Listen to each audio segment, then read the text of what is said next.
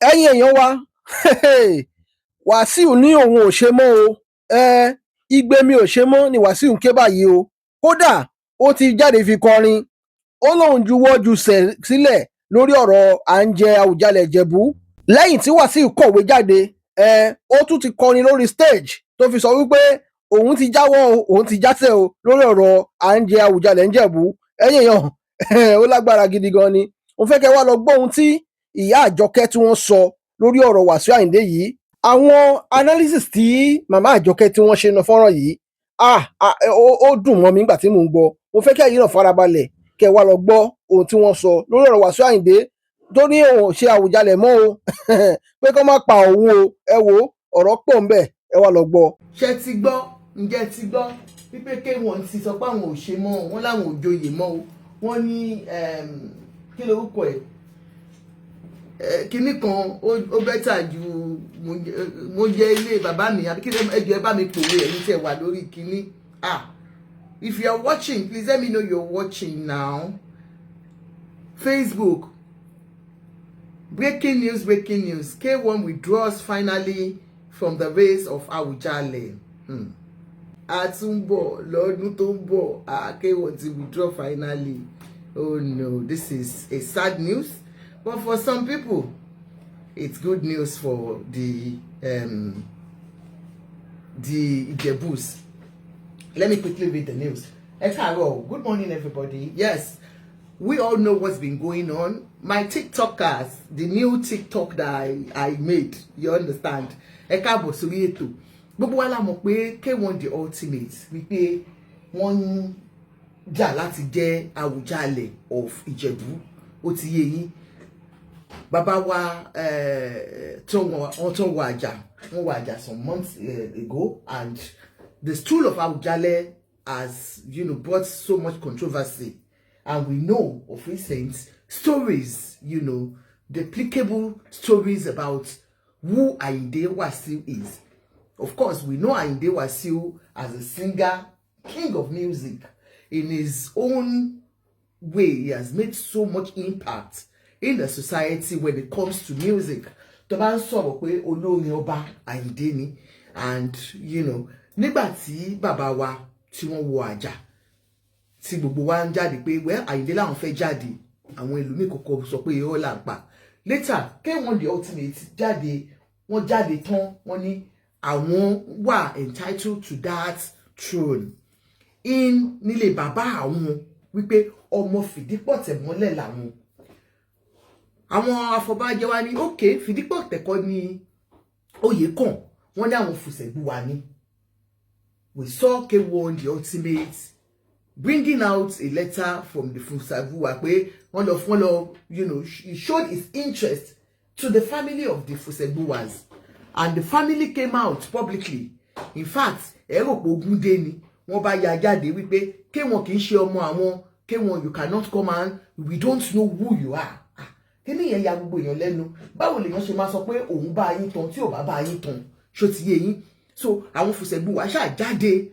And all of a sudden we saw that Nigerians, in as much as they so much love Ayinde's music, we saw them coming out in multitudes saying no, we don't want him. Wọ́n reject the K1 the ultimate nígbà tó yẹ pé nǹkan mi fẹ́ ṣẹlẹ̀ ni. Even though we are taught, like somebody like me have said, he has, federal might, he has the government backing, and the way it is in Nigeria. Kò ń ṣe fá ló mú ọba mọ́, olóṣèlú ló mú ọba, president ló mú ọba, governor ló mú ọba. They are under the government, no matter what. Local government don't sanwó oṣù wọn. So whichever way we look at it, so nǹkan tó jẹ́ kí gbogbo wa conclude nìyẹn. But all of a sudden we saw that the game became so intense that people now came out with stories of who K1 is. Wọ́n ní tó bá fẹ́ mọ̀ bí bàbá ẹ̀ ṣe bí ẹ, kó lọ wọ politics. Kò wá kí n ṣe politics nìkan. That goes to show that pé ìwọ tó bá mọ̀ pé ìdí ẹ̀ ò clean, àbí tó mọ̀ pé ìdílé tó ti wá ò clean, àbí you cannot really identify who you are. don't ever go and vouch for position of ownership or chieftaincy title. Tó bá lọ bá wọn jà, wọ́n á pè ìtàn burúkú fún ẹ, ìtàn tí ò ní gbàgbé mọ́ lọ́jọ́ alẹ́ láéláé, ìtàn táwọn ọmọ ẹ máa bá. We saw Bioye, first one, ó kọ́kọ́ jáde, ó bẹ K1 the ultimate, ó ní kó má bá wọn dá sí oyè nǹkan ṣe yìí o, wípé because ìdílé K1 tó jẹ́ fìdípọ̀ tẹ̀ mọ́lẹ̀ tó làwọn ti jáde kọ́ ló ti jáde o. Kò sẹ́ni tó doubt pé K1 kò kì í ṣe ọmọ Ìjẹ̀bú o, pé but ìdílé yín kọ́ ló kàn, so don't even ẹ má lọ cause wàhálà. Please comment, let me know there is something wrong. I can't see any comments on YouTube, on Facebook. Let me know if you are watching. I can see people watching. One K1 nígbà yẹn, I saw that the first video Balogun Eko did was to beg K1 pé bàbá ẹ má cause wàhálà, ẹ kì í ṣe ọmọ àwọn Fusegbuwa, àwọn Figbeta no ni àwọn you are from Figbeta family and it is not Figbeta's family's turn. Okay, we now saw that K1 now intensified his efforts and still stood on his ground and said, okay, tẹ́ bá ní Figbeta kọ́ ló kàn, Fusegbuwa tẹ́ wá ló kàn yẹn, mo tún bá wọn tán. Which, like I said, I analyzed that, of course, èèyàn lè bá yàn tán káàkiri, ẹ ti understand? Ní ìsàlẹ̀ Èkó, àtọ̀ ọmọ èèyàn bíi mẹ́ta mẹ́rin, àtọ̀ ọmọ family mẹ́ta mẹ́rin. But you must have been identified by that family tó ti fẹ́ jáde. So irú àwọn family yẹn, ó jẹ́ kán ti mọ̀ ẹ́ one way or the other. Ṣé ti understand? So K1 claiming to be from Fusegbuwa, àwọn ẹwà ní okay, àwọn ò bẹ́ẹ̀ jà. Fọ́ọ̀mù ó ti jẹ́ kó ó máa close níjọba ìbáyìí, ó kújọ́ mẹ́ta. Wọ́n wá fún K1 ní àyè láti ẹ̀ ti tú, wọ́n fún ní bí few more days, wọ́n fún bàbá mi ní few more days, wípé kán fi present bí àwọn ṣe jẹ́ ọmọ oyè, bó ṣe bá wọn tán nídìílé Fusegbuwa. They gave him the form, at least wà ní family tree, wà sọ bó ṣe jẹ́. And he now came back with the form signed by a member of the Fusegbuwa family. Kò síbi tá àti ń rí yẹn o, gbogbo ẹbí ló wà o, ó máa ní ẹbí kan tó máa ń pè ní àtẹnu, ó ti yé yín. That was how they sọ pé bàbá kan nínú àwọn ẹbí Fusegbuwa tó ló ń jẹ́ ẹ̀wò bodò, wọ́n wá bá dádì mi sign pé he is from the family. Okay? Gbogbo àwọn ayé wá bẹ̀rẹ̀ sí ń pariwo pé àwọn ẹbí wá ní àwọn ò mọ̀ pé bàbá tó sign fún ẹ̀yin gan is not even entitled to do that. He's not authorized to be. He is not the head of the family. Head of the family ló yẹ kó sign láti sọ pé yes, ọmọ ẹbí ni ẹ́. Wọ́n wá bẹ̀rẹ̀ sí ń fa bàbá yẹn lẹ́sẹ̀ wípé bàbá tó tiẹ̀ sign fún ẹ elébi ni, ó máa ń da ilé rú ni, ó ti ní problem pẹ̀lú àwọn ẹbí. Now, bí wàhálà ṣe bẹ̀rẹ̀ nìyẹn. Àwa rí gbogbo àwọn èèyàn tó bẹ̀rẹ̀ sí jáde tí wọ́n ṣe videos oríṣiríṣi wípé wọ́n fi ẹ̀jẹ̀ lè mọ́mù ó tún dùn sẹ́ríkì. Why don't you, be contented with what you have? You are the olórí ọmọ ọba, you are this, you are that. Àwọn èèyàn ṣàbẹ̀rẹ̀ sí fa K1 lẹ́sẹ̀ wípé but tó bá fẹ́ jẹ́ pé lóòótọ́, and we now saw K1 wọ́n wá lọ ṣe, wọ́n ń kọrin, wọ́n dẹ̀ fi ń yé wa pé bàbá yín ti bàbá àwọn ti dé, wípé mo fọlọ́run búra Àyìndé o, ànábì mú wọn mọ bàbá àwọn máa di ọba yìí. So people like us that we really love him, we now thinking he has, the evidence to show that he's truly from the Fusegbuwa family. Èèyàn kan lè jáde láì ṣe pé ó ní ẹ̀rí tó dájú pé ẹbí ni mo ti jáde. Bí Bísóyè ṣe jáde nìyẹn. Lẹ́lẹ́kejì, that was the second coming out of Bísóyè Balogun Eko. Bísóyè now came out and said, no, K1 ẹ kàn fẹ́ dá gbogbo wàhálà tó ń ṣe níjẹ̀bú, ẹ fẹ́ dá àwọn orú ni. That you know that you are not from the Fusegbuwa family. Bí Bísóyè bó ṣe sọ fún wa pé K1 níbo ló sin bàbá ẹ̀ sí. Mo ní Bísóyè lè pọ̀ jù. òun ló kọ́kọ́ ṣàlàyé fún wa pé wọn ò tiẹ̀ sin bàbá Àyìndé sí ibẹ̀ wípé ìlú màmá bàbá Àyìndé ní ìlú Péjú Èkìtì ni wọ́n sin bàbá Àyìndé sí. Mo ní ìwọ tó bá fẹ́ gbọ́ ìtàn bàbá ẹ má bá mi like thank you, show like please, just help me to press like and love on like, ẹ bá mi tẹ like, thank you. Ẹni tó ń tẹ like lórí TikTok ẹ mọ̀ pé new TikTok ni wọ́n ti bá àwọn àrídìí ọ̀dà wò láṣẹ ọ̀rá dúró síbi. Thank you so much. Wípé for you to say pé o jẹ́ ọmọ ìlú yìí, ọmọ ẹbí irọ́ ló pa. Bísọ̀yè ló kọ́kọ́ gbé jáde. Ó ní no, wípé because bàbá tó bí bàbá tó bí ẹ K1 bó ṣe ń sọ nìyẹn wípé ìlú ìyàwó ẹ̀ lọ sin sí. That was what raised eyebrow. People now raise eyebrow on it. Okay, we have never heard anything about K1's father. No matter what, a kò máa ń gbọ́ pé wọ́n kiri àwọn ọlọ́mọ anífowó. Irú kí lè yí ọmọ anífowó ṣe? Ọmọ aní. Irú kí lè yí ọmọ anífowó ṣe? Wọ́n wá bẹ̀rẹ̀ sí ń tàn. Wọ́n wá ń sọ ìtàn bàbá wọn fún wọn.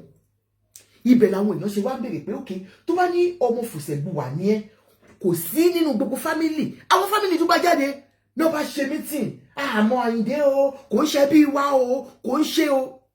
It was like a public disgrace that a family will deny you, even though you are very, very successful in your own way. The whole family came out to deny K1 pé àwọn ò mọ̀ wọ́n rí, wọn kì í ṣe ẹbí àwọn. Ibẹ̀ làwọn èèyàn ti wá rò pé K1 lẹ́yìn náà proof fàyè. Ṣé bẹ́ẹ̀ ní àwọn ọmọ bàbá bó tiẹ̀ ṣe jẹ́ pé ó dà pé àwọn nìkan ni màmá wọn bí sọ́dọ̀ bàbá wọn. K1 is the only one tí màmá wọn bí allegedly sọ́dọ̀ bàbá wọn. But at least bàbá K1 Anífowóṣe or whoever the father is, wọ́n ti ní àwọn ọmọ míì. K1 máa lẹ́gbọ̀n, wọ́n máa lábúrò nílé bàbá. Òun làwọn èèyàn ṣe wá wò pé why can't the father's children, his other siblings, why can't they come out and defend him? And so many of us, we are like that, like, what is happening? Can't the family members, the siblings, come and defend him? Now, wọn wá gbọ́n kòkó mọ́, Bísóyè sọ ìtàn burúkú wípé níbo ló ti bàbá ẹ̀ sí. We kept quiet. Now, K1 now did the right thing. Tó bá gbọ́ sọ pé ọmọ oyè làwọn, torí gbogbo èèyàn sọ pé tó bá jẹ́ ọmọ oyè, tí àwọn family láwọn ò mọ̀, they do the needful. Ọ̀dọ̀ Bọ́lájí ní Bàsíà mi, ọ̀dọ̀ wọn ni mo ti kọ́kọ́ rí update. Mo rí pé Bọ́lájí Bàsíà wọ́n gbé síta wípé court ló máa yanjú ẹ̀. Ọ̀rọ̀ ẹbí. Ṣé nígbà míì àwọn tó bá ń tẹ̀lé èèyàn, if you have friends or families or relatives, people around you that are psychophants, people that cannot tell you the truth, nǹkan mi ló máa ń bá dé o. Èmi ò sọ pé bóyá ẹ mọ̀ pé gbà míì tó bá ní ọ̀rẹ́ tó bá ti ń sọ òótọ́ fún tí ò bá ti gbọ́rọ̀ sí ẹ lẹ́nu, ìgbà míì wọ́n náà kàn di òótọ́ ló sọ, bẹ́ẹ̀ ni you are very right, nǹkan tó fẹ́ yẹn mo bẹ́ẹ̀ fẹ́, n tó bá fẹ́ mo bẹ́ẹ̀ fẹ́. When I saw that update, I said, for Bọ́lájí mi Bàsíà mi ó tó sọ pé we will head to court. Mo mọ̀ pé kóòtù yá làbásáré gbé wá pé à ń lọ kóòtù, a fẹ́ gbé àwọn ẹbí wa lọ sí kóòtù. K1 did it, took the Fusegbuwa family to court, and the governor of the state, àwọn afọbajẹ, wọ́n gbé wọn lọ sí court pé wọ́n fẹ́ deny àwọn nǹkan tó jẹ́ right àwọn. Ó ti yé yín. The court was for yesterday. Ní àná ni wọ́n jókòó ní court. Please help me to power tap on TikTok. Bó ṣe wá jókòó ní court lánàá, ní court bá ní ẹjọ́ rọ̀dọ̀rọ̀dọ̀ wo lẹ gbé wá sí ọ̀dọ̀ àwọn yìí. But before then, ní ìjẹta bíjẹrin, bí Bíóyè tún ṣe gbé mi jáde nìyẹn. Irú kí lè lọ máa ní fowó ṣe ni Bíóyè gbé jáde. Bíóyè wá bẹ̀rẹ̀, ó wá gbé síta ló sọ ẹgbẹ́ wo kí n tó máa sọ̀rọ̀ lọ ẹ gbọ́ last one tí Bíóyè ṣe yìí Bísóyè eléyìí pọ̀ eléyìí gangan ló jẹ́ ìbànújẹ́ fún àwa tí a jẹ́ ọmọ K1 Bísóyè Balógun Èkó ẹ gbọ́ ẹ̀yin tẹ́ bá gbọ́ yẹn last one eléyìí. Kéèké ìyẹn ò ṣe gbé sábíà ẹni tó jọrú ẹ wò níwájú ara mi níṣe ló jọlọ́hùn ìpè ẹ̀yìn ara wa. lẹ́kṣọ̀ ṣáláhùn ṣe ìṣèjà o lẹ́kṣọ̀ ṣáláhùn ṣe mútàkàdá kẹ́mú gègé kẹwàá gbòòrè tó mọgbọ́n dání tèwé tàgbà o mọgbọ́n làwọn gbọ́gbọ́n ládé ẹwà gbòdù o wíṣẹ́bọ̀ ìtìdọ́gba orin Alhaji King Wasiu Ayinde ọmọgbọ́láhàn. Thank you Dodo Mayama. Tí Ṣìgìdì bá fẹ́ tẹ́ a ní kí wọ́n gbé òun lọ sí odò lọ wẹ̀. Àwọn Yorùbá dẹ̀ ní alábòsí á lówó alábòsí á bímọ alábòsí á kọ́lé ṣùgbọ́n àtúbọ̀tán alábòsí kò ní dáa. Irú yín òun ni Barrister fi kọrin pé kì í gbọ́ kì í gbà ìbínú oríṣiríṣi gbogbo ibi tó bá dé ó máa ń fi owó ẹ̀ ó máa fi ń dá wàhálà lẹ̀ ni. Ìdí tí ń ṣe sọ pé ẹ fẹ́ dá wàhálà lẹ̀ lórí ọ̀rọ̀ Awùjalẹ̀. Ọlọ́run jẹ́ kí a ní àtúbọ̀tán dáadáa. Greeting from Canada. Okay, Láyẹ̀mísí Ọmọdára, how are you? How are you, ma? You can't hear on YouTube. Can you hear me now on YouTube? Let me know. Can you hear now? Sorry guys, only one gbọ́ mi ní YouTube. Let me know. Ṣé ń gbọ́ mi nísìnyí? Ọmọdára, ṣé ń gbọ́ mi? Please, can you hear me on YouTube? If you can hear me. Yes, we can't hear. Wow. Others, can you hear? Am I audible? Others. On TikTok, on YouTube. On YouTube. Tí gbọ́ mi. Kí ló dé? Kí ni wọ́n ṣe? Like kí n ṣe odi, wọ́n ní wọ́n gbọ́ mi ní YouTube. Ayé mi ni mo dẹ̀ ń gbójẹ́ látẹ̀kọ́. You can't still hear. Let me go out and try come back again. You do that. Others, can you hear me, please? Adigun Olúbùkúnmi, can you hear me? And others, can you hear me? Because she said she cannot hear. Come on, lọ jẹ́ pa mọ̀ nìkan ni. Please, let me know if you can hear me. Wọ́n ní àtúbọ̀tán, Ọlọ́run jẹ́ ká ní àtúbọ̀tán rere. And this has been something to help gbogbo èèyàn preach fún K1. He is talking about àtúbọ̀tán. Tó bá ní èèyàn ní owó, K1 lówó, wọ́n lọ́lá, wọ́n nípò ní society. Níbi tí ẹlòmíì ò tí dé, ẹlòmíì gan kò tí rẹ̀ tí gbọ́ ohun Tinubu rí dépò. Àwọn ń bá Tinubu jẹ, wọ́n ń bá mu ni. So, please let me know if you cannot hear me. Adeyemi Ọmọdára, Ọláyẹmísí ńkọ́, can you hear me and others? Let me know, please. So, definitely, nǹkan tí òun sọ bí báyìí nìyẹn. Ṣé àtúbọ̀tán tó ń sọ yìí, ṣó nǹkan là ń rí yìí báyìí? Ṣé àtúbọ̀tán yìí, ṣó nǹkan là ń rí? Ọlọ́run má jẹ́ ká tẹ́. Ọlọ́run má jẹ́ ká tẹ́ láwọn lọ́wọ́ ẹni tó nífẹ̀ẹ́ wa. You can't hear, but we don't know others. They are not speaking. Others, can you hear me? Come on, let me see. YouTube. Okay, hold on, please. Let me see if.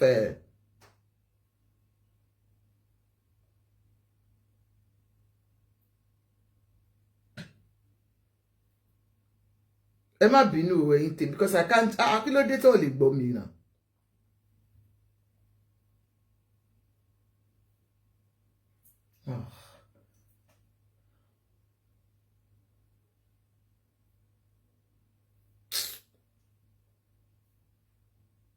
The first I shaking it, I lost shame. Ayinde Ade, can you hear me, please? Let me know. Ayinde Ade, share and me. Ayinde Ade, Omo Ke Abudu, can you hear me? Ẹ má bínú ẹ̀yin tí tó kù YouTube, TikTok àti Facebook ẹjọ́. Mo kàn fẹ́ kí n mọ̀ ni. Ṣé lè gbọ́ mi? Can you hear me? Am I audible? Let me know. Share and me. Should I go off and come back on YouTube? YouTube. Hey, Temi. Eja ma gbọ́ bí sóyè lọ because I don't know. Torí ẹ fẹ́ fi rán oró ni. Kò sí nǹkan tí ẹ fẹ́ fi ṣe. Ẹ kò fẹ́ rán oró. Ṣé mọ̀ pé tó bá yẹ pé wọ́n ṣé pé lóòótọ́ mi dẹ̀ fẹ́ káwọn people náà gbọ́ analysis yìí o. Ṣé pé lóòótọ́ lẹ kò fẹ́ fi rán oró? Because with the sudden withdrawal from the race, is it because àwọn èèyàn ní wọn ò fẹ́ yín nílùú ni? Or because ẹ mọ̀ wípé no voice ma? Okay, all right, let me go out and then we'll come back, okay? Sorry guys, I have to start all over again for those on YouTube, please.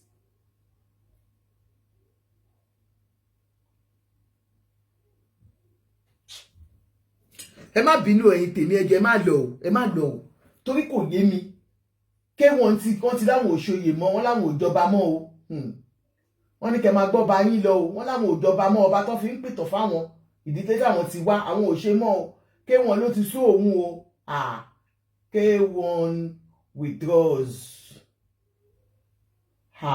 ké wọ́n láwọn òṣè mọ́ o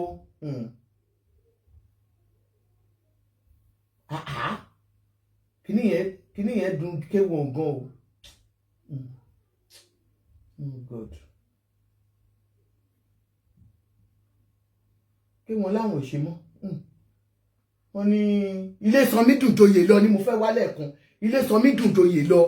K1 ní ilé sanmi dùn ju oyè lọ páwọn ò ṣe mọ́.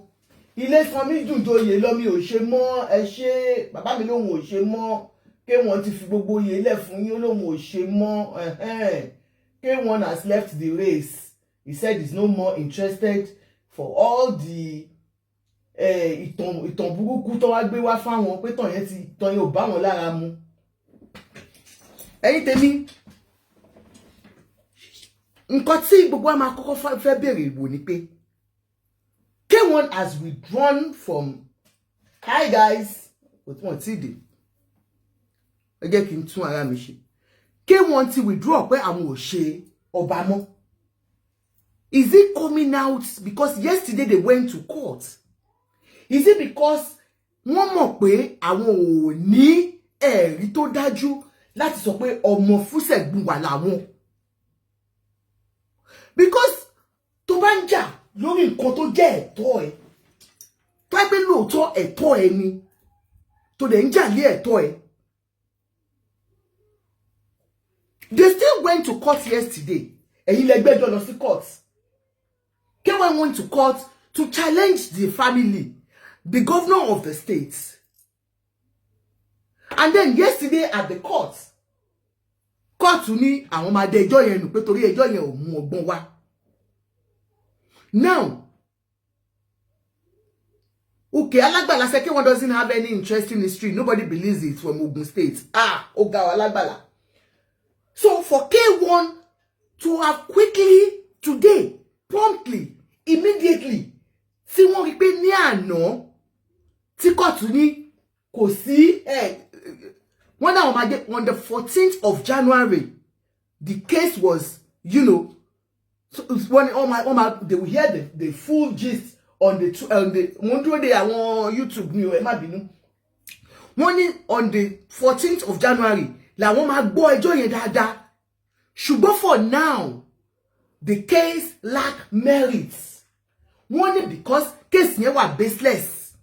That was yesterday. And like I told you all, èmi believe pé àwọn kan tó close mọ́ K1 no máa tì wọ́n lọ sí court. Because even before K1 tó sọ pé àwọn lọ sí court, ọ̀dọ̀ Bọ́lájí ní Bàsíà ni mo ti gbọ́ wípé we are going to court, we are heading to court. Now, the court says it lacks merit, and K1 today has announced the formal withdrawal from the race of Awujale throne. Wọ́n ní àwọn ò ṣe mọ́. Ilé Sanmi ṣe kíni ó dùn joyè lọ. Káwọn kúkú jókòó sílé bàbá àwọn ní fìdí pọ̀tẹ̀ mọ́lẹ̀ káwọn má lọ ganu sí Fùsẹ̀gbùwà tó rọ́lá pé àwọn Fùsẹ̀gbùwà yìí story burúkú ló ń jẹ́ káwọn gbọ́ lẹ́nu Bísóyè ẹ wá jẹ́ ká gbọ́ nǹkan tí Bísóyè sọ níjẹta tó yẹ kí gbogbo wa tún jáde wípé Bísóyè this is too much. Where did you get this story from?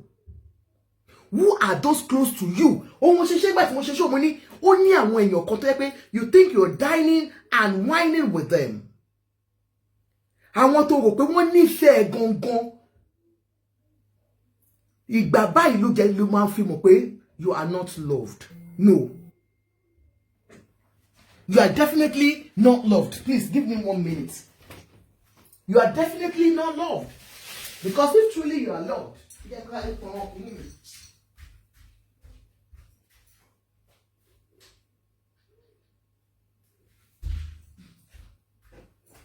oh God, K1, but it is okay for me. He has made the right choice. You understand? And I believe that, you know, he knows what he's doing. Gbogbo story kò bá má jáde because first warning tí bí oye kọ́kọ́ jáde ó ní ẹjọ́ fìdípàtẹ ló kọ ló kàn ẹlẹ́ẹ̀kejì ó gbé story wọn jáde pé wọn kì í ṣe bàbá wọn kì í ṣe ìlú yẹn kọ́ lọ sin bàbá wọn sí eléyìí ló wá bá gbogbo ẹ̀ jẹ́. fún yín ní sọlọ ọmọ sọlọ lẹ bá máa pera ẹ lọ́jọ́ ìní o torí gbájú ẹ tẹ lò fún late Kabiru Adélájà tẹ parọ́ pé Ansarudeen grammar school ẹ lọ sí Ansarudeen rárá torí pé kí ni pass common entrance class 2 òun dẹ̀ ni ẹ ti kúrò ní school ẹ máa ń wu ìwà bí ẹni tó wà autistic ẹ máa ń wà bí ẹni tó ní autism ìdí tó fi jẹ́ pé orin nìkan òun ni getaway yín mọ bó ṣe ń hùwà láwùjọ mọ bí wọ́n ṣe ń sọ̀rọ̀ ẹni tẹ bá lọ sọ́dọ̀ obìnrin tó bá bímọ fún yín ẹ máa bọ́ ṣọ́lẹ̀ bọ́ bàtálẹ̀ kó wọn àtọmú ẹ̀ that is a. ṣé ti rí gbogbo àwọn nǹkan tí mo sọ lálàkọ́kọ́ àti mo kọ́kọ́ sọ̀rọ̀ mo ní kíní yìí á kọ́ K1 the ultimate and others lọ́gbọ́n ṣe rí wà ẹ̀dá òun náà máa fi mú yàn o ọlọ́run má yẹ kán fi ìwà burúkú nǹkan tó mọ̀ pé mọ̀ jẹ náà máa fi báyé ẹ̀ jẹ́. And I know this particular case K1 will not look at it as pé àwọn wà defeated. I want him to pick some important lessons of life K1 from this. Tẹ́ bá rò pé ẹ mọ̀ ṣe tán ẹ mọ̀ ṣe jù ó máa ní àwọn ìwà ṣe rí ọ̀rọ̀ oyè yìí á jẹ́ kẹ́ mọ̀ bẹ́ ṣe popular tó popularity not because you are known all over the world. Ẹ pick àwọn nǹkan mi tí àwọn ayé point out fún yín. K1, I know you are one of those, you are a social media person. Even though you are a very, very busy man. Because mo máa ń wò ni pé, where does he get his energy from? This man works Monday to Sunday. K1, ẹ wá wo, ẹ gbàgbé Bísóyè o, pé ó sọ̀rọ̀ yín. Mo fẹ́ kẹ́ wo kẹ́ jẹ́ àgbàlagbà. Kẹ́ jókòó kẹ́ ní self-reflection. Wípé àwọn ìwà tí àwọn ayé ní mo wù yìí. Because ẹ lọ sórí platforms, especially on TikTok. TikTok gives you the opportunity for people to come on platform and they speak out. Ẹ gbọ́ nǹkan tí àwọn èèyàn sọ nípa yín. Ẹ kọ́kọ́ wò. What are people saying about me? Does this define who I am? Does it define me? Nobody is perfect. But tó máa ní àwọn nǹkan kan táwọn èèyàn bá ń ṣe, táwọn èèyàn bá ti ń point it out fún yín. Please take notes and do it. Kí ló ṣẹlẹ̀ sí YouTube lẹ́yìn? Ẹ kàn wò ni pé eléyìí sọ pé mi ò dá níwà báyìí. Tí àwọn èèyàn bá sọ fún mi pé Àjọkẹ́ you talk too much. Èmi fúnra mi wọ́n ní òun kọrin kò dùn létí. definitely ìwọ gan gbọ́ orin tó ń kọ now. Some of us that will speak online, after talking, we still go back to our chats. Why did we pay? Nǹkan tí mo sọ yìí, does it really make sense? Can I change from it? People comment on my blog. Timbaraye, most of the time I go, I see them. And when I see, man, try. Èyí tí mo bá lè ṣe, kò yé yín. Man, try. Immediately. Ma correct ẹ. Tó bá sọ nǹkan.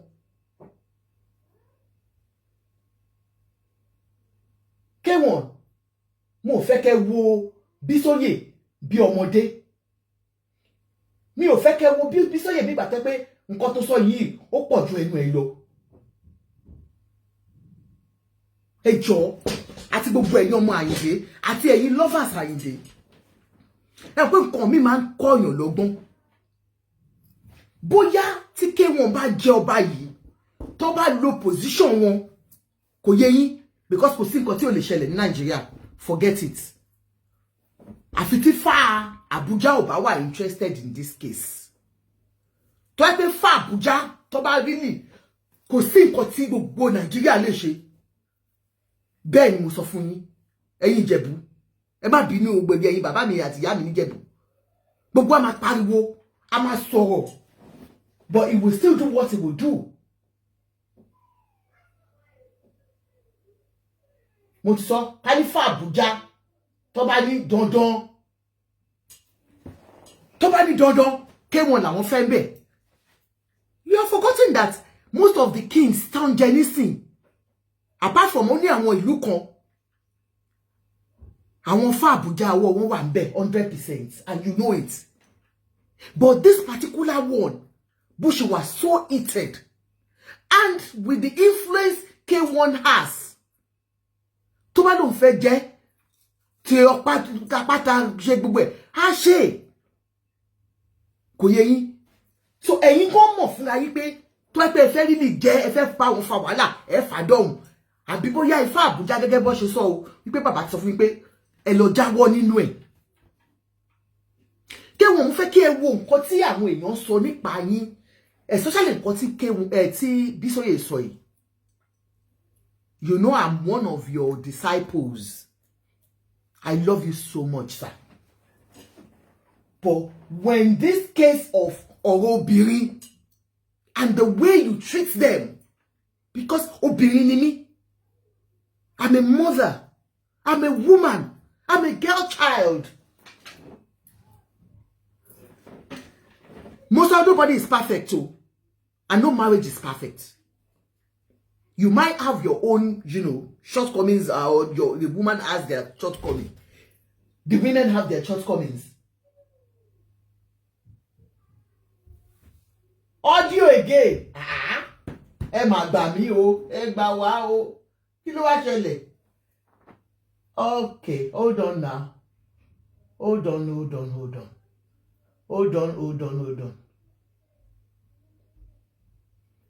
Okay, I think it was. Can you hear now? Mo ti mọ nǹkan tó ṣẹlẹ̀. Ó yẹ kó ti máa gbọ́ nsìn. Tẹ́ bá wá gbọ́ mọ́, á jẹ́ pé àwọn ayé nìyẹn. Àwọn ayé nìyẹn. Do you get me?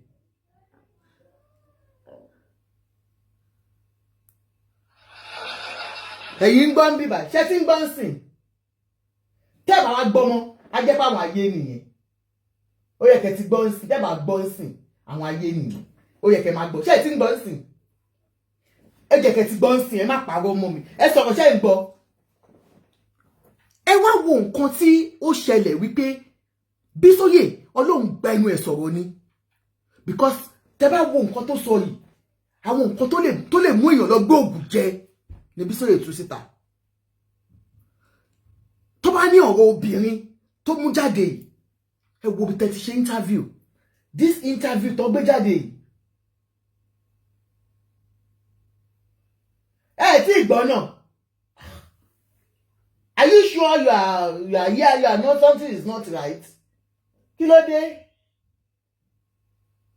ó yẹ kẹ́ ti gbọ́ sí ẹ máa gbọ́ sí mo ti rí bí sí problem wà ó yẹ kẹ́ gbọ́ sí ó ti yé yín lórí ọ̀rọ̀ obìnrin ẹ wo nǹkan tó ṣẹlẹ̀ nígbà tí last wife yín Emmanuela lọ when you were to bring Titi to the family the same thing happened with Ìyá Isabella máa jó wàá jó pẹ́ jẹ́ kí Ìyá Isabella jó ju ẹyọ kan bóyá ló tẹ̀ tí ìgbésẹ̀ kẹtó pàlùbọ̀ Ìyá Isabella nídìí. Ìyàwó bọ́bọ̀ Yéwándé o ìyàwó bọ́bọ̀ Yéwándé o K1 ṣé tí ń gbọ́ mi sìn kí ló wá ṣẹlẹ̀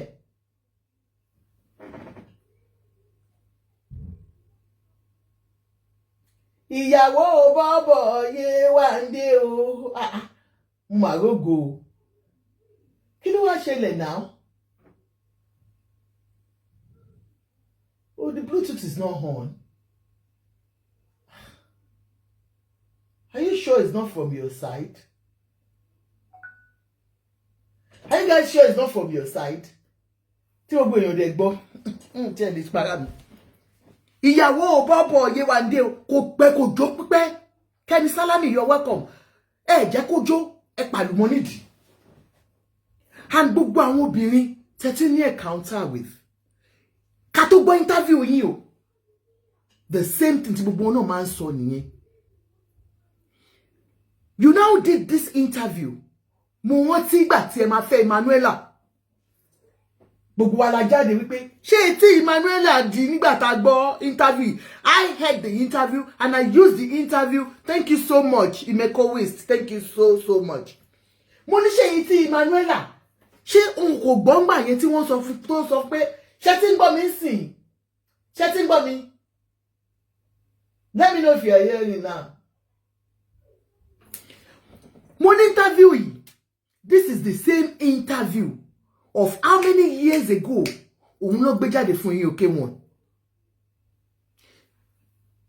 Lessons to be learned here on this particular case ni mo fẹ́ ká kọ́kọ́ ṣe yìí o. What are those things tá ń ṣe tó lè affect ọjọ́ ọ̀la wa? I look at most of these our artists now. Àwọn Yoruba artists, most of them. You go on podcasts and you are saying things out. Àwọn nǹkan tí ó yẹ kẹ́ sọ jáde ẹ̀ ń sọ. They will still use all these things against you. No sound.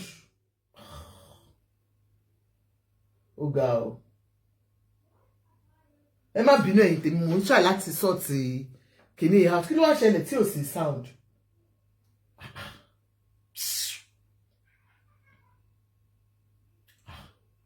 A ní nǹkan tó ń ṣẹlẹ̀ kẹ́ kí ló dé?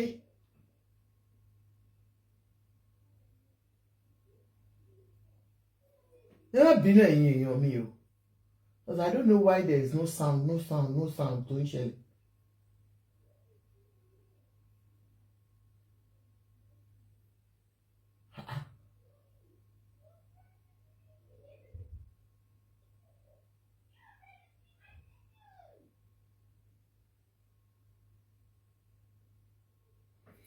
Tẹ́bà wá rí mọ́ǹsì mo ti sọ pé àwọn wọ́ọ̀dù ni ẹ máa bọ̀ lórí Facebook àti TikTok àti Àjọkẹ́ aṣẹ̀ṣí yẹn torí wọ́n ti níbi tá ti máa ń ṣèké wọ́n ti tì wá pa. So like I said, what we do today ó máa affect wa lọ́la lọ́jọ́ ọ̀la. People will use it against you. Nǹkan tá bá fi ẹnu àwa sọ yìí ká wà careful of what we wish for, what we say. The interview K1 was proudly, boldly, do you understand? Boldly saying it. Wípé obìnrin ò jẹ́ bí bàtẹ́ pé obìnrin ò jọ mí lójú. The context of that interview I am not aware of, I am not sure. But what came out of his mouth as àgbàlagbà, grandfather, tí ẹ̀yin náà dẹ̀ láwọn ọmọ obìnrin tẹ wá jáde tẹ sọ pé èmi ò ń pẹ́ lọ́dọ̀ obìnrin tí bá ti ṣe ti máa ṣe tán màá gbé báàgì mi torí mi ò fẹ́ wàhálà mò ń lọ nìyẹn. People will now start looking at your age. They will look at you, the position you hold in the society. Báwo ló ṣe jẹ́ ẹ̀rín àjíhún sísítà tèmi nìkan ṣoṣo. Dáàdì mi ti lóhun ò ṣe mọ́ o. Dáàdì mi ti jáwọ́ lọ́rọ̀ oyè o. Ó lóhun ò jọba mọ́ o. Now, àwọn èèyàn máa ń wọ́ndà pé irú èèyàn wo lélẹ̀. Ó ti níyàwó bíi dozen kan. Alhaji is not the only musician in Nigeria. We know musicians are prone to having so many wives. A mọ̀ pé nítorí iṣẹ́ tó ń ṣe even àwọn Davido tó jẹ́ ọmọdé gan multiple baby fathers, baby mothers ni wọ́n lóní. We know that people because bẹ́ẹ̀ bá ṣe gan àwọn obìnrin máa ń gbéra wọn àwọn obìnrin ṣe bẹ́ẹ̀ mi nìyẹn. We tend to put ourselves, kíákíá tí wọ́n ti rí olóò celebrity ọkùnrin àbóbìnrin. So nǹkan tó yẹ kó máa fi máa ń ṣèṣekúṣe nìyẹn. Ẹ wo tẹ́ bá ní no volume mi mọ́ àwọn nǹkan tí lè ṣe sí ìmọ̀ I don't know honestly. Kí ló wá ṣẹlẹ̀? Ẹ jẹ́ máa bọ̀ lórí TikTok àti kìíní. I don't understand. Àwọn wo ló gbé wa lóhùn lọ? Ọlọ́run á mú yín lóhùn lọ ní YouTube o. Gbogbo ẹ̀ tẹ́ gbóhùn wa lọ. Àbẹ́ẹ̀rí wọ́n dẹ̀ gbóhùn lọ. Kí ni a ṣe wò tí wọ́n fi móhùn wa lọ lórí YouTube o?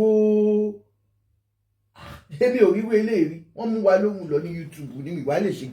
Ẹ máa bọ̀ lórí Facebook and TikTok. You understand? Ẹ̀yin ni kọ́kọ́ ni olórin tó máa ní multiple wives. How do you treat women? Come on. How do you treat women? Ẹ wo tó ń lò against yín. Ẹ ṣe interview. You spoke carelessly about women. Obìnrin ò jọ yín lójú. Because of course, báwa náà ṣe máa ń give our house to men.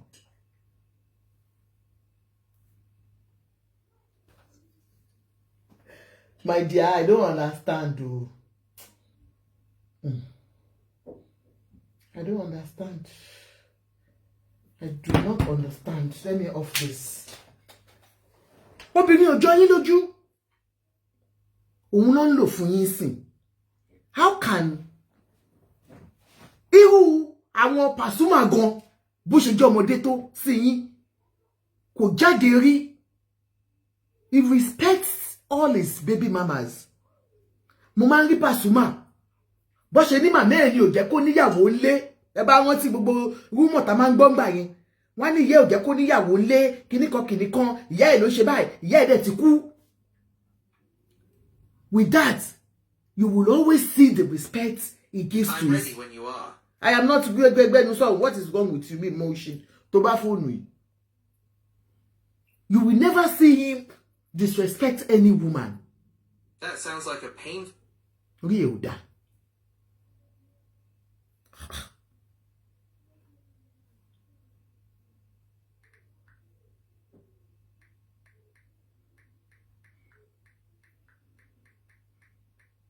Kí ló dé?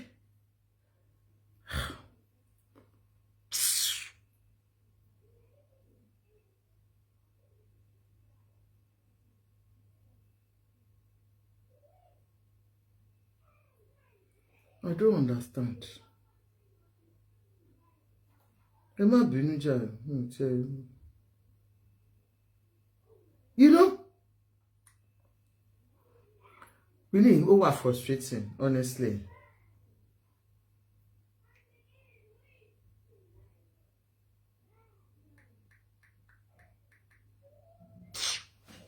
Because I want to YouTube, I want to me go here now.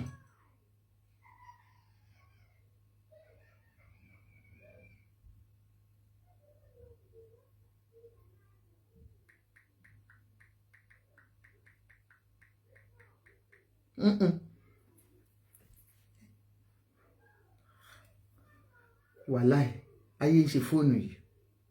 Báwo ló ṣe ń pa fóònù yìí gan-an? Actually, I don't have a physical phone. Orí ẹ̀ ò pé, tá ń bẹ̀rẹ̀ physical phone lọ́wọ́.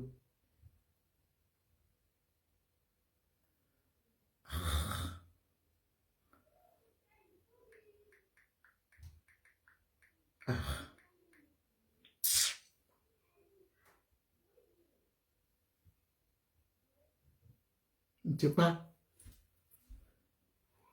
a rí bí gbogbo wọn pátápátá bó ṣe máa ń treat obìnrin. But in your own case, daddy mi, it's like wọn jẹ́ nǹkankan fún yín. And man wò pé maybe you're coming from a place of pain. Childhood trauma man follow me.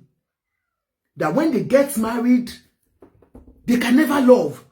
Because they never enjoyed love when they were young. And I do tell you, that's why I always preach against, abuse. Once you know that you are going through any form of abuse at home, as a woman, do not let your children grow up in that environment.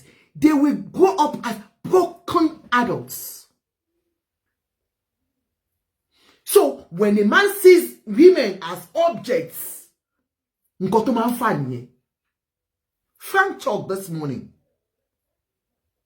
Because you withdrawing from that race means that I don't want you to look at it as being defeated, though, daddy. But does it mean that you don't have any evidence to show that you are part of that family? Kì í ṣọmọ ẹbí yẹn ṣe parọ́ ni lóòótọ́ gẹ́gẹ́ bí Bíbélì sọ pé parọ́. Ṣóòótọ́ lẹ parọ́.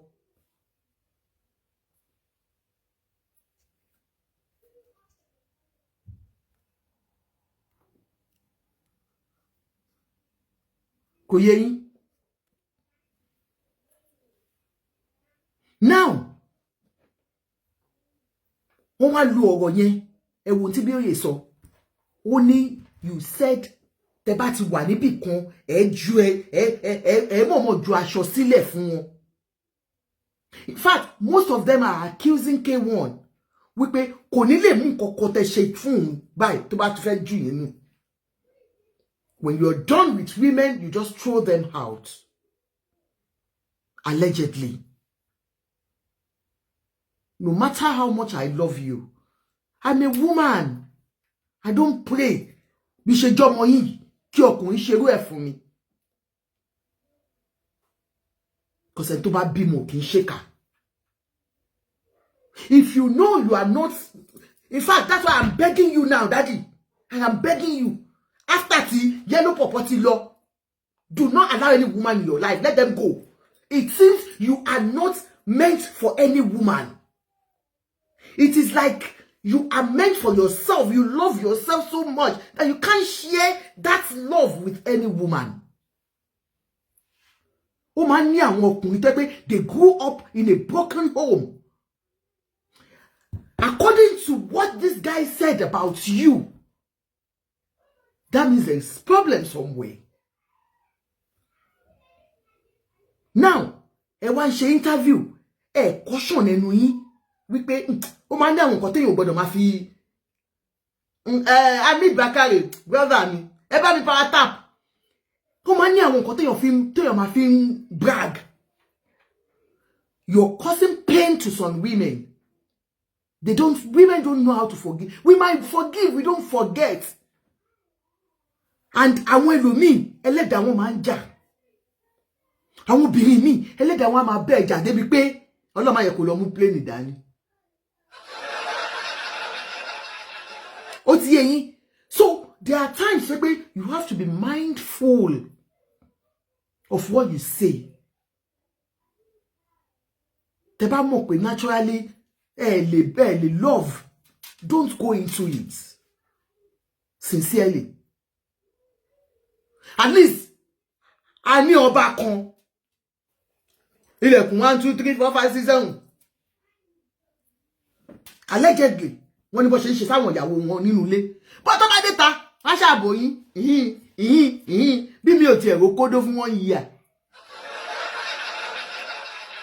But if it is this one that's so difficult to even love any woman, please don't even venture into it again. And most of you women, àti sọ fún yín, etí ń dùn yín, another victim will come. Nígbà tí àbúrò ẹ̀rí àjìm tó gbọ́ eléyìí, ó gbọ́ interview yẹn o, ó tún máa rí ìyẹn yellow pọ̀pọ̀, táwọn lọ Mẹ́kà tó ṣí scarf kúrò lórí, Alájà Belkis, ó gbọ́. Bọ́lájí Bàsíà, when K1 was to marry Emmanuela, he said it. Only you don't need this. If you are to marry her, you don't have to chase the woman at home away. God has blessed you. Only found méjèèjì, only found mẹ́tẹ̀ẹ̀ta pọ̀. But you decided to chase that one away and marry another one. And I say you that you cannot even control two women at a time. Maybe you don't know how to love two women at the same time. But the way you show them so much love, bẹ́ṣe máa sáré jí wọn sílẹ̀ yẹn ló máa ń yà àwọn èèyàn lẹ́nu. Òun lè ṣe rí pé àwọn èèyàn máa ń complain pé kí ló ṣe ké wọn tó ń hùwà báyìí. Òun ni bí ó yè mú dání yìí. K1, I don't want you to see this one as bí bàtẹ́ pé wọ́n attack yín. Ẹ mú ọgbọ́n kankan lọ́wọ́ ọmọ kékeré tó ń bá yín sọ̀rọ̀. Òun nìkan kọ́ ló sọ o, Popsi. Tẹ́ bá ní parọ́ gbogbo àwọn èèyàn tẹ́ wọ́n lọ sí platform, wọ́n ń gbọ́ dáadáa clearly wípé bí K1 ṣe ń treat àwọn obìnrin ò dáa. In fact, a máa joke tó bá ti joke pé ìyàwó tó máa wọlé àfin kọ́, mo ní ṣe kábíyèsí Ọọ̀ni ìgbà tó máa wọlé, ṣe báwọn ti bombata wọ́n ti jà, ṣe mọ́ lọ bẹ̀ pé kó wá jókòó, kókò jẹ́ figurehead ni, ó dẹ̀ jókòó. Àwa náà máa lọ bẹ̀ Emmanuela kó wá jókòó, bá dẹ̀ bẹ̀ Emmanuela àwọn ẹlòmíì wá jókòó láti jọba. But on a very serious note, when people are talking about you on a certain thing, you know that you need to do something. Kenny Salami, you're welcome, sir. You need to do something about it. That interview, ó já rank yín bọ́lẹ̀. Ẹ fi brag mi bọ̀, ó já rank yín bọ́lẹ̀. Àwọn obìnrin tó bímọ fún yín, ṣebí kan la rí tó ṣẹ̀ wá mú ọmọ wá bá yín ní orí stage. I used to think like pé gbogbo àwọn artists yẹn ní pé ẹ máa ń ṣe mọ̀ gbogbo wọn náà máa ń gbéra wọn wá anyhow. Àwọn Yorùbá actress wa. But then I was thinking wípé bóyá ẹ ti sọ pé kó lọ yọ oyún. But àwọn tó mọ̀ dáadáa, wọ́n ní irọ́ ni pé ìgangan lẹ fún ọmọ lórúkọ, ẹ̀yin lẹ send àwọn aláàfáà kò lọ sọ ọmọ lórúkọ, kọ́mọ tó wá bọ̀ wálé lórí stage for a long time. All because allegedly wọ́n ní wọ́n sọ fún Bísọ́lá pé kó má kà fún gbogbo èèyàn pé àwọn lòun lọ ẹ̀yin lẹ lọ́mọ. Ìyẹn wá lọ ń fi post pé Àyìndé ló dó mi lóyún, bẹ́ ṣe dànù nìyẹn. Tọmọtọmọ. Ẹ wá gbọ́mọ lórí stage, ọmọ wá bọ̀ wálé lórí stage. Sorry, let me see if this is working again. And if you are not working again, what the lomo wala to ko re si. Ó yẹ kó chance, ó yẹ kó chance. I pray so. Ó ti yé yín, kọ́mọ tó wá lọ bọ̀ wálé lórí stage. And most of àwọn èèyàn náà, ẹ wo ìgbà tí gbogbo èèyàn sọ̀rọ̀ Bísọ́lá nìkan. Ọmọ Jẹ́mílá tẹ máa ń kì, tẹ nífẹ̀ẹ́ gangan, tẹ fẹ́ ní ṣùlọ́kà, tẹ gbé potato lọ sílé wọn fẹ́. Ìgbà tẹ rọ ọmọ bíbí inú yín, ẹ̀yin kò dá mọ̀ mọ́. What kind of relationship do you have with your children, sir? Ẹ̀yin ní kọ́kọ́ lẹ bímọ púpọ̀ o. Wọ́n ní daddy wa Sunny Adé, wọ́n náà bí fóònù nínú ọmọ. Wọ́n ní Sunny Adé bí, wọ́n tó bá ní then they born children, wọ́n ní Sunny Adé bí children. Kò dẹ̀ sọ́mọ ẹ̀ tí ò mọ̀. Ẹ understand? Ẹ kàn mú lò nínú àwọn ìwà yìí díẹ̀díẹ̀ táwọn èèyàn mú jáde. Abíọ́lá ńkọ́, Abíọ́lá bímọ púpọ̀. Ìgbà tó máa show wọn, ó kàn ní ìwọ tó bá tí màmá ẹ̀ bá ti lè tó bá ti lọ ṣe DNA torí bàbá yẹn mọ̀ pé òun kàn ń dó wọn kiri ni. Ẹ ṣe DNA, máa gba property. But your own, sir, your own gangan, kí ló ṣẹlẹ̀? Tẹ́jẹ̀rù jẹjẹ fáwọn ọmọ bíbí inú yín.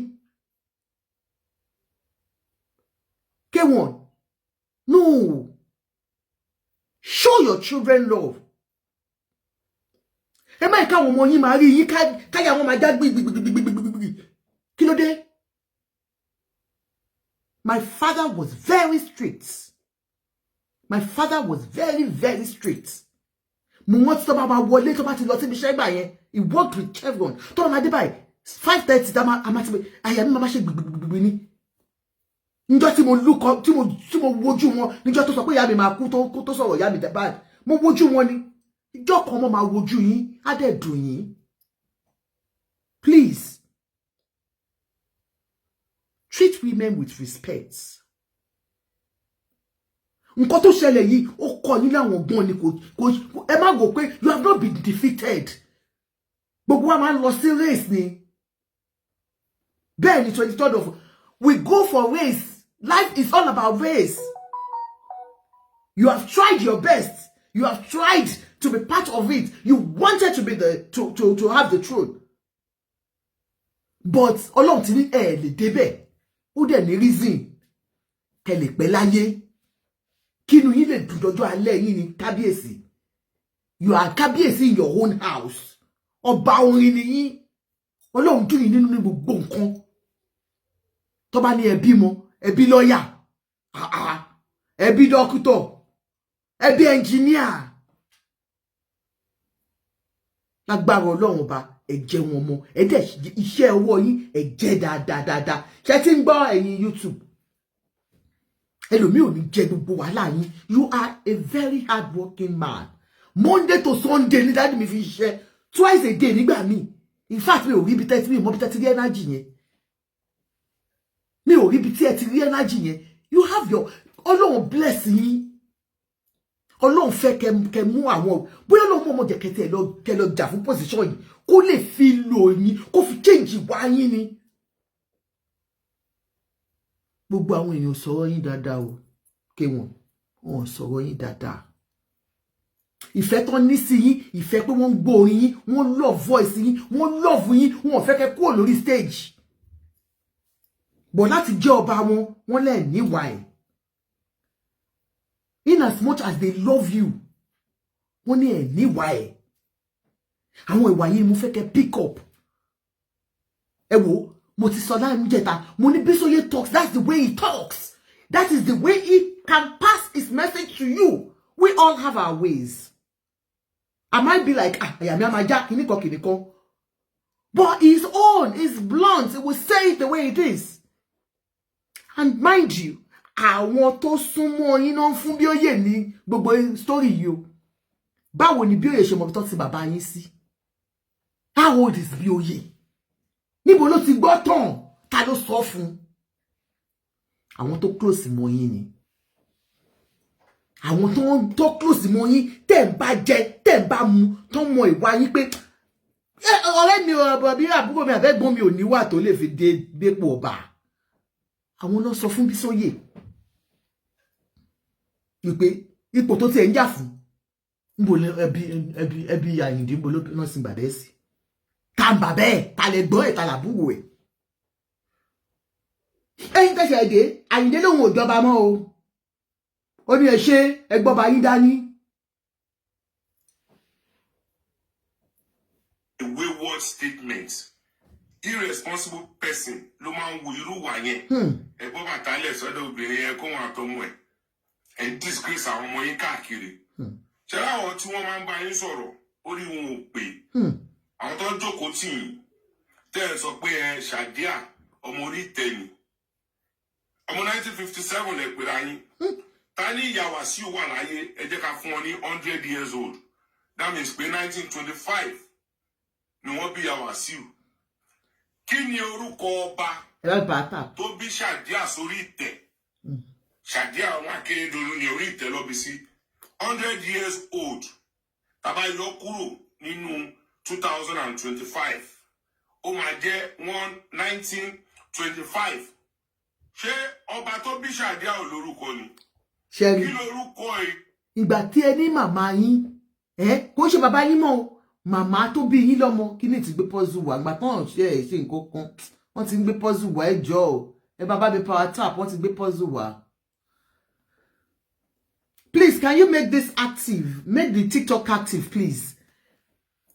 Ìtàn tó bá yín gbé jáde. Okay.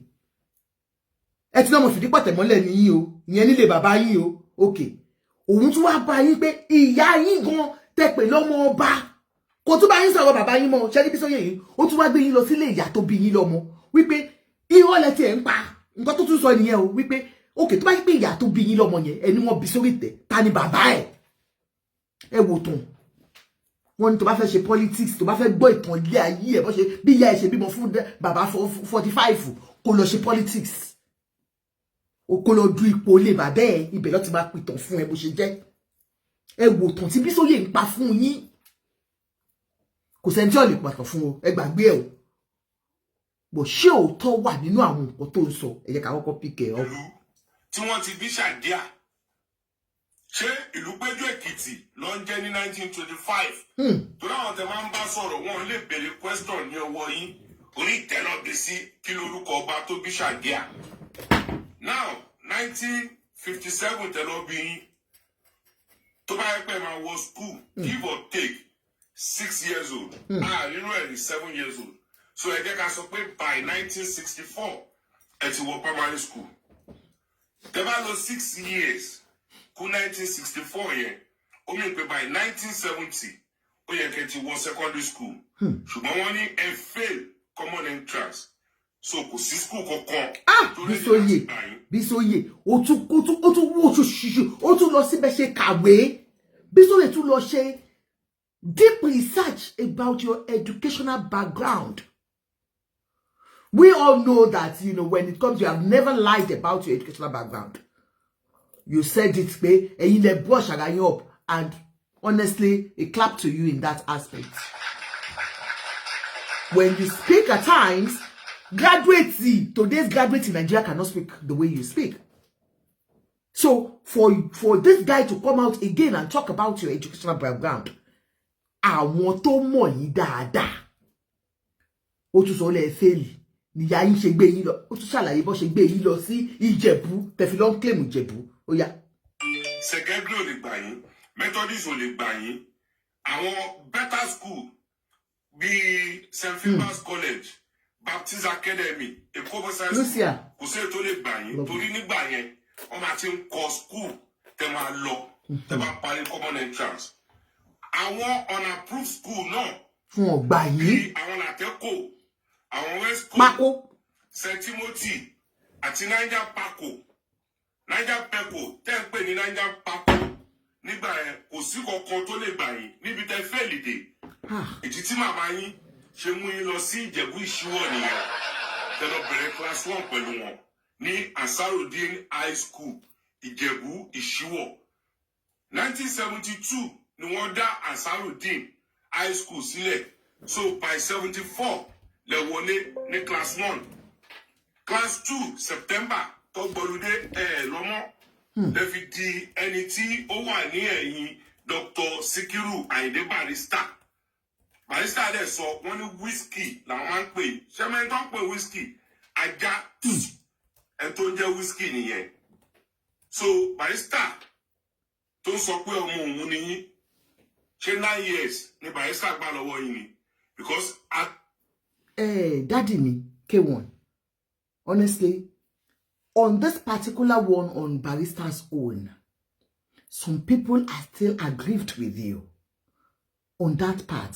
Mo mọ̀ pé kí bàbá wa tó kú láyé náà ti sọ pé Àyìndé di leader olórí ó di leader olórí Àyìndé di leader. Ẹ̀yin méjèèjì bú sẹ́kún.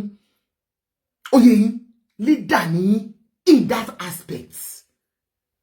But ṣé àwọn ọmọ Àyìndé ṣó ń feel impact yín? That àwọn ọmọ bàbá wa Barrister.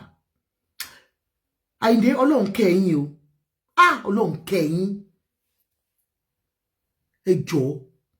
Mo rí pé wọ́n ṣe bí 15th year tí bàbá ti kú, Barrister kú. You were not there, maybe because of ọ̀rọ̀ oyè yìí. Mo mọ̀ pé every year ẹ máa celebrate bàbá.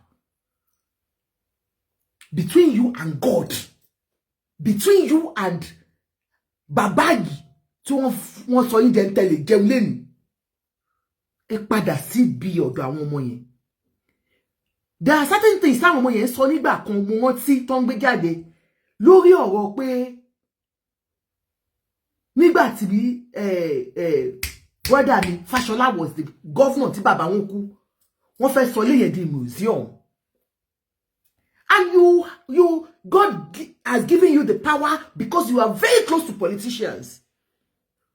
Allegedly, wọ́n ní wípé you did not support them in ensuring that they get what the governor promised them at that time. Wọ́n believe pé lo influence yín jẹ́ kí Barrister gan show appreciation fún nǹkan tí Barrister ṣe fún yín lọ́jọ́ ayé ẹ̀. Òun rán yín létí sí pé ọmọ Barrister nìyí o. Òun mo ní pé lesson to learn in this. Please daddy, ẹ wá àwọn ọmọ Barrister lọ. Ntẹ́ bá lè ṣe fún wọn, ẹ ṣe fún wọn. I don't think those children are happy with you. I am just ẹ mọ̀ pé mi máa ń ṣèké ni, gbébo òun ní mi. Ẹ kàn find out whatever you can do to show appreciation for their late dad. It made you who you are today. According to you, sir. You said it. Mo mọ̀ pé olórí máa ń jà, ẹ mọ̀, èmi mo ní Fuji mi or whatsoever. But truth be told, tí Barrister bá wà láyé, àwọn náà máa kọ́ ní gbogbo àwọn aláyé tẹ̀ ń kọrin fún yìí. Just like the way you are now, àwọn boys kékèké yẹn wọn ọ̀rọ̀ náà gbà. Because kò ń ṣe pé ẹ fi ṣe kà, kò ń ṣe pé anything. Ẹ̀yin lọ́lọ́run fẹ́ lọ́wọ́lọ́wọ́. Bẹ́ẹ̀ ni. But daddy, okay, eléyìí ìtàn tóun ti ń pa lọ́wọ́lọ́wọ́ wípé bẹ́ẹ̀ ṣe ní ìyá tó bí yín lọ́mọ ọmọ oyè ni báwo ló ṣe jẹ́ta ní bàbá ẹ̀. At least Alimotu Shahadiya wọ́n á ní ẹ̀gbọ́n wọ́n á lábúrò. Wọ́n á dẹ̀ mọ̀ gbogbo àwọn ẹbí gan. It's even questioning your maternal side, not even your paternal side now. Your maternal side is questioning it. Wípé, how come you are now? Because it's like you've planned everything. Kí màmá tó kú bóyá ó kú bí 1 year lẹ́ṣẹ́ sáyé ṣe interview yẹn. Wípé, ọmọ oyè, màmá mi bí mi sórí oyè ni. Ó ti yé yín. Ó yá. At the time, they were cool on school. It wasn't. Calculation ọmọ tó bí 1957, age 17 lẹ kúrò ní class 2 nìyẹn o. Ṣé class 2, 17 years old, tó yẹ kó ti máa ṣe tán, ló máa kúrò school ní class 2. Ẹ lọ rò dáadáa. Torí àwọn tẹjọ gbé ní Dùmágbò lọ́ọ̀kan nípa níbi ilé àwọn alàgbé. Mo ti bá wọn sọ̀rọ̀ o. Àwọn tẹjọ gbé àǹtí Ìyábọ̀ tí màmá wọn ta bèbí nídolúwo, mo ti bá gbogbo wọn sọ̀rọ̀ o. Ṣé ti daddy me, I said something. Hold on, I think there's a post, please. Hold on, please. Post for me. Okay, you have. Thank you. Post him. Queen Ayinde, you can see that there are some people. See woman sorrow. Mo sọ pé mo ní Bioye did. Bioye did is, research. Bioye did his research. And kò Ayinde ó tún dárúkọ àwọn èèyàn.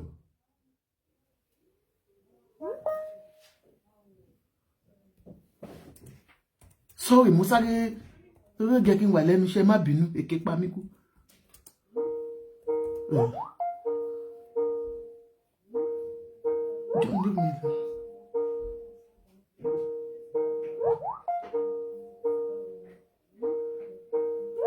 Gbada lóhùn sí I will talk to him later.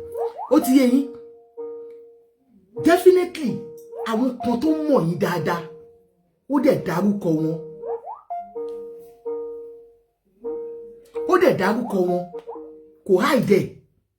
Ó dárúkọ wọn. So àwọn tó mọ̀ yín gangan ni wọ́n ta story yín jáde. Ó ti yé yín. So they sold your story to him and he's using it against you. And now, wọ́n ní wọ́n ẹ máa gbọ́ story tó tún sọ. Ní Ìdó-Olúwo, ìsàlẹ̀ kó lè mí gbé. Mo dẹ̀ mọ̀ pé ọmọ Èkó ní Àyìndé. at least Èkó náà ti dàgbà, Èkó lọ́lọ́run ti kẹ́ wọn. Ọkọ màmá yín bàbá òyìnbó Ọkọ mi òun ló wá láti Ìjẹ̀bú Òde ó bá tán. pé ọ̀dọ̀ wọn ní gbogbo àwọn ọmọ Ìjẹ̀bú tó bá wá sẹ́kọ̀ọ́ máa ń wà bóyá ìbẹ̀lẹ̀ ti píìkì orúkọ anífowóṣe tẹ̀tí lérò pé bàbá yẹn ló bí yín torí mi ò fẹ́ àzún pé ẹ̀ mọ bàbá yín. Ọkọ Ṣàdíà ìyá Wàsíù ló wá láti Ìjẹ̀bú tí wọ́n gbé lẹ́gbẹ̀ẹ́ ilé àwọn alàgbé. So ilé yín ní Dùmágbò lọ́ọ̀kan NEPA tọ́lẹ̀ ń gbé wọ́n ní gbogbo bẹ̀ lẹ́dàrú àsọmọ́ kékeré.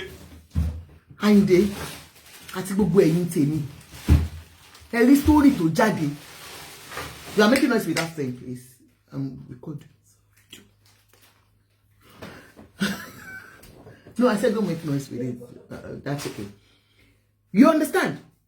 Ẹ wo story tó jáde. Ṣé mo pé tẹ́lẹ̀tẹ́lẹ̀ ọmọ fìdípọ̀ tẹ̀mọ́lẹ̀ ọmọ Ìjẹ̀bú ni gbogbo wa pè yín. Unless bóyá ẹ máa jáde ẹ máa fún Bísóyè tán. Torí mo ṣe mọ̀ pé season 1 la wà yìí o, season 2 ó ń bọ̀ lọ́nà. Mo trust Ayinde máa dé lóhùn, ìwọ Bísóyè ní sùúrù. Now, gbogbo ayé ti gbàgbọ́ pé ọmọ Ìjẹ̀bú ni yín. N táwọn èèyàn ń bá yín jà fún tẹ́lẹ̀tẹ́lẹ̀ ni pé ẹ kì í ṣọmọ Fúsẹ̀gbù wa. Ẹ wá jẹ́ kó sọ story débi pé even ẹ kì í ṣọmọ Ìjẹ̀bú. Bísóyè ní bàbá tó bí yín lọ́mọ wọ́n ti sí ìlú Péjú Èkìtì. Wọ́n ní ọkọ tí màmá yín fẹ́ òun gangan ló mọ Ìjẹ̀bú tẹ́tí ẹ̀ wá ń claim yẹn.